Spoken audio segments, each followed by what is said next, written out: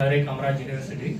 We were studying the effect of hypercapnia-induced biomarker response in sea star Gonia discastus scabbers towards the microcosm approach for the climate change-induced ocean acidification.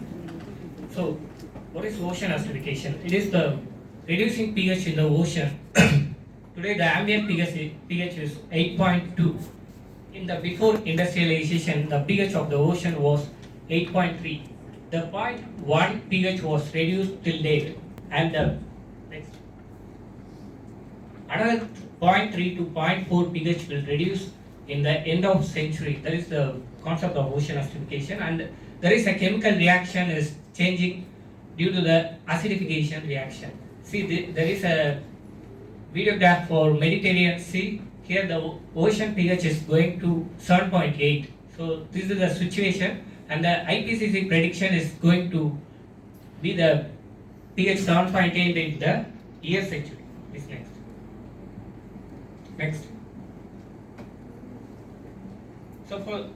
So for analyzing the natural condition of ocean acidification, we adopted the situation towards the simulation of ocean acidification in our laboratory. We have chosen the three different scenario levels of ocean acidification. We have chosen the three different pH levels like pH 8.2, this is the current ambient pH level in the ocean, and 8.0 is the scenario 2 level of ocean acidification, and 7.8 is the scenario 3 level of ocean acidification, that is predicted in the year 2100.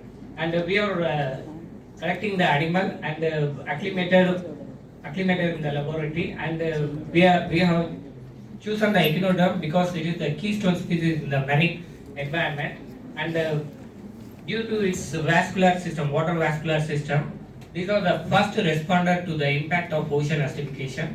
And for the microcosm hypercapnia exposure, we have exposed the sea star into the different ocean acidification level for 15 days. And for microcosm exposure, so we are exposing the carbon dioxide amount in the seawater, and we are reducing the three different pH by the method followed by the Riepsel et al. 2010, and we followed by 15 days of exposure. We have monitored the biomarker enzyme analysis. These are the following biomarkers like protein, acetylcholinesterase, catalase, glutathione esterase, lipid peroxidase, and the glutathione esterase, followed by the standard methods given here. And also we have statistically analyzed these biomarkers. Next. And these are the physical chemical parameters during the exposure of ocean acidification in the 15 days exposure, and we are monitoring the 10 different parameters like pH, temperature, salinity, total alkalinity, partial pressure of carbon dioxide, and fugacity of carbon dioxide, dissolved carbon dioxide, and boron alkalinity, hydroxide, carbonate, bicarbonate, Revelli factor, calcite, and aragonite. These are the essential parameters, and it impacts on ocean acidification to the animal. These are the biomarkers we have analyzed. First, the protein, measured the protein. It is reduced from 0.285 microgram to 0.096 microgram. This is the remaining. These biomarkers are only dependent on the protein level. And second one, acetylcholinesterase, it is also reducing from 1.8 to 1.29, and acetylcholine is the essential neurotransmitter which catalyze the neurotransmission activity in the nervous system, and the neurotransmission from which facilitates the breakdown of acetylcholinesterase into acetic acid and choline. If the acetylcholinesterase is reduced, that means it will accumulate the level of acetylcholine. So it will reported that in the previous studies, the decreasing level of acetylcholinesterase causing the leads to paralysis, death, and weakness of the animals. And we have another enzyme called catalase. In our experiment, the catalase level is decreasing from 0.62 to 0.35, which indicates that there is the animals cannot cope up with the reactive oxygen species in the seawater condition. And another level, we are assessing the enzyme called glutathione S transferase. This is also glutathione S transferase is increasing from 0.996 to 1.223, and this indicates that the animal is being so stressed in this condition. And another enzyme we analyzed that lipid peroxidation. Lipid peroxidation, that means the animals having a cell membrane which exposed to acid base situation, the animal's cell membrane is reacted with the electrons which is steals by free radicals like OH ions during the hypercapnic condition. So the MDA formation is highly during the hypercapnic condition, which is from 0.117 to 0.340, which indicates that the animal is cannot prolong the exposure to the ocean acidification, which indicates that high level MDA formation leads to the high level of lipid degradation in the seawater tissue. And another enzyme is glutathione.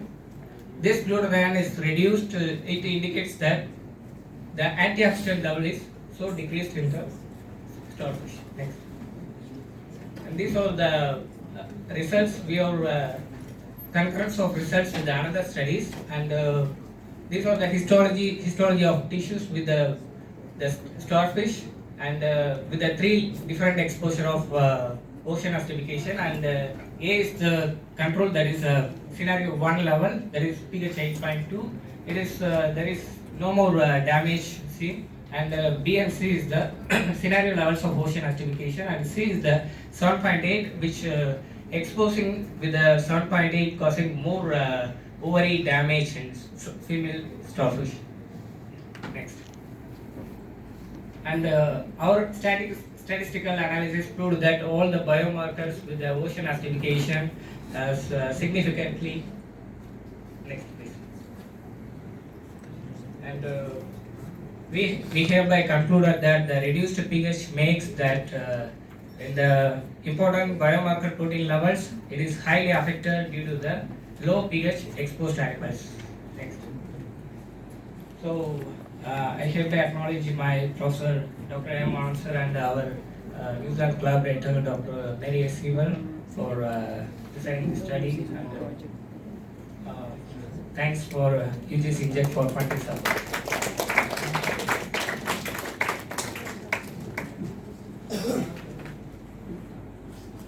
The session is open for discussion. Questions? Like you said, because of the acidification of the ocean water, what will happen to the other seaweeds and sea grasses and all that? Yes, actually there are 2 problems we can predict. First one, the ocean acidification can beneficially, that is positive effect to the plants, and for the animals it will negatively impact, because the plant needs more carbon dioxide to flourish, but the animals, if 0.1 pH makes the affect negatively the physiology related response.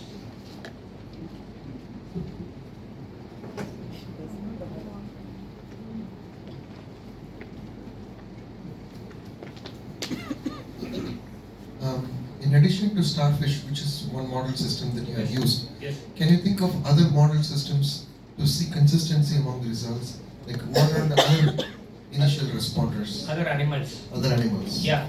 So apart from the biomarker protein level response, or other from sea star. Yeah. Yeah. So the ocean acidification is highly impacted to the calcium carbonate shelled animals. That is like corals, mollusks, and other kind of shelled organism. They are highly affected because their 90% of their own body shells are consisted of calcium carbonate shells. If the ocean acidification happens, the pH will reduce. If the pH reduce, their calcium carbonate shell will be corroded. That's it. Thank you.